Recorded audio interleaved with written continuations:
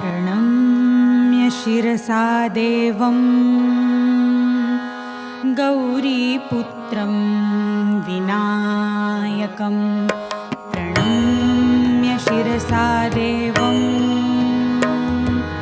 गौरीपुत्रं विनायकं भक्तावासं स्मरे नित्यम् आयुः कामार्थ सिद्धये प्रणम्य शिरसा देवं गौरीपुत्रं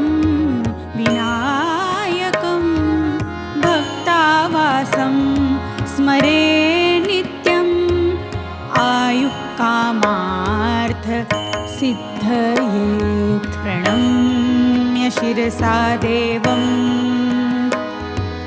गौरीपुत्रं विनायकं प्रणम्य शिरसा देवं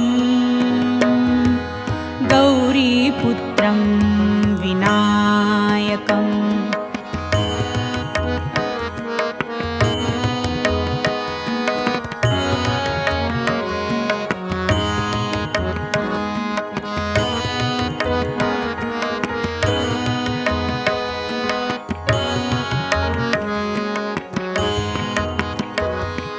प्रथमं वक्रतुण्डं च एकदन्तं द्वितीयकं तृतीयं कृष्णपिङ्गाक्षं गजवक्त्रं चतुर्थकं लम्बोदरं पञ्चमं च षष्ठं विकटमेव च सप्तमं विघ्नराजेन्द्रं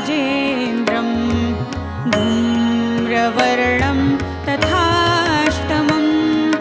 नवमं भालचन्द्रं च दशमं तु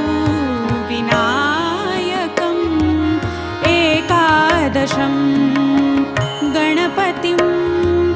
द्वादशं तु गजाननं द्वादशैतानि नामानि त्रिसन्ध्यं यः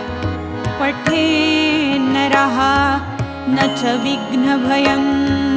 तस्य सर्वसिद्धिकरं प्रभो विद्यार्थी लभते विद्या धनार्थी लभते धनम् पुत्रार्थी लभते पुत्रान्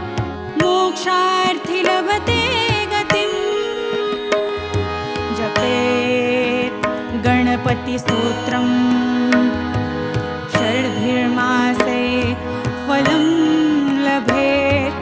संवत्सरेण सिद्धिं च लभते नात्र संशयः अष्टभ्यो ब्राह्मणेभ्यश्च लिखित्वाय समर्पयेत् तस्य विद्या